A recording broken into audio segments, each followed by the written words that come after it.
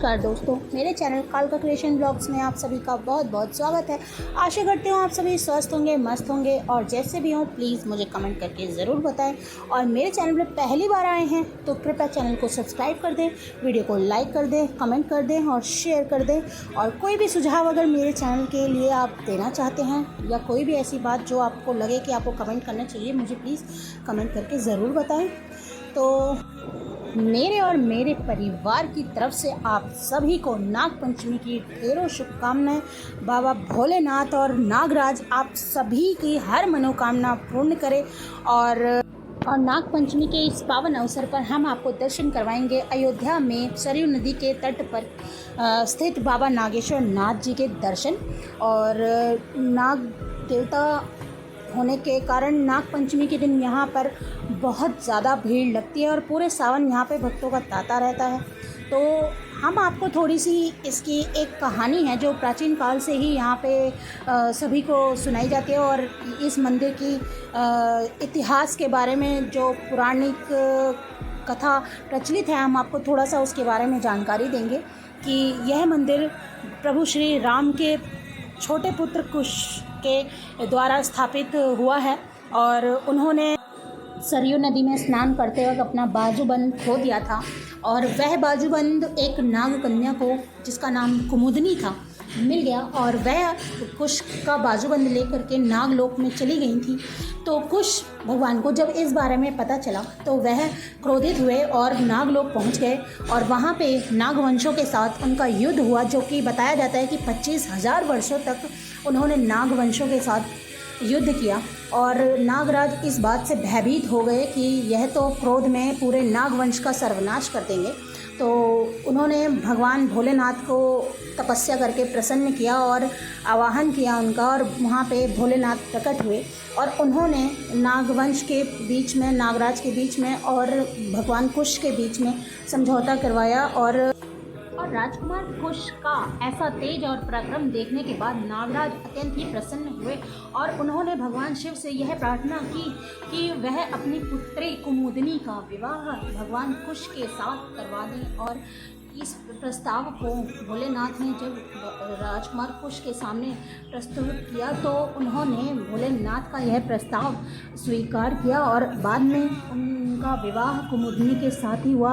और फिर उसी के कहानी के अनुसार तब से ही भगवान शिव यहाँ नागेश्वर नाथ के नाम से स्थापित हैं। ये ज्योतिर्लिंग 108 ज्योतिर्लिंगों में से एक है और रामनगरी होने के साथ साथ इसका महत्व इसलिए भी बढ़ जाता है तो क्योंकि राम जी के इष्ट हैं भगवान भोलेनाथ, और भोलेनाथ ने इसलिए भी ये प्रस्ताव स्वीकार किया ताकि वह अयोध्या में रहकर अयोध्या की नगरी को और भी ज़्यादा पावन बना सकें।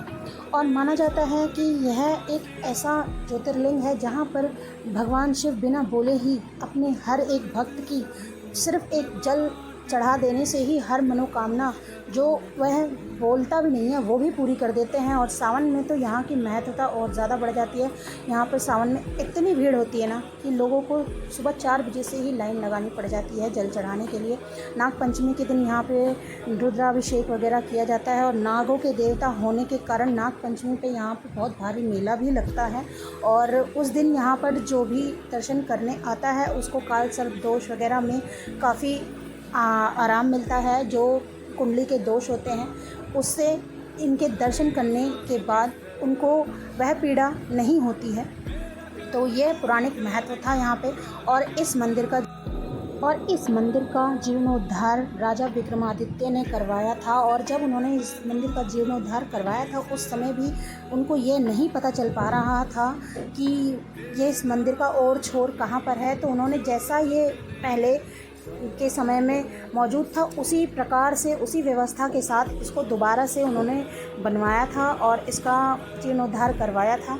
माना जाता है कि 27 बार हमला होने के बावजूद इस मंदिर को मुग़लों ने कोई क्षति नहीं पहुंचा पाए थे। इसलिए इस ज्योतिर्लिंग को और भी ज़्यादा प्रभावशाली माना जाता है।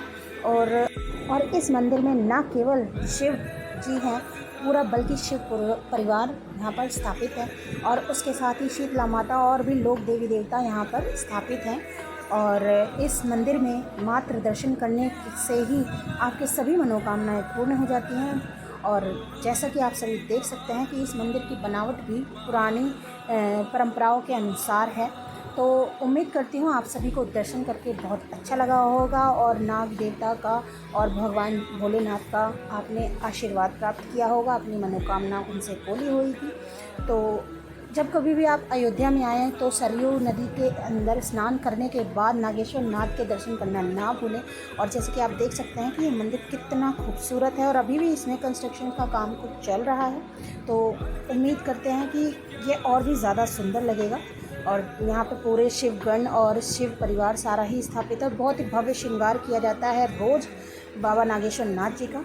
तो आप लोग जब भी मौका लगे तो यहाँ पे दर्शन करने ज़रूर आएँ।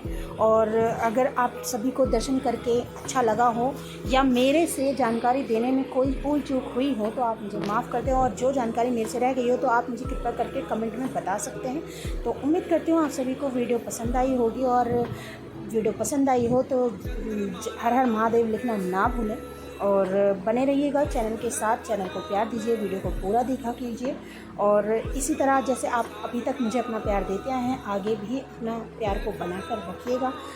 और आपको कहाँ कहाँ के दर्शन करने हैं कृपया मुझे कमेंट में बताएं, तो मैं उस चीज़ को आपको दिखाने का पूरा प्रयास करूँगी। तो इसी आशा के साथ कि आप सभी का कल्याण हो, आपसे विदा लेती हूँ। नमस्कार दोस्तों, आप सभी का दिन शुभ हो। एक बार फिर से नागपंचमी की ढेरों शुभकामनाएं।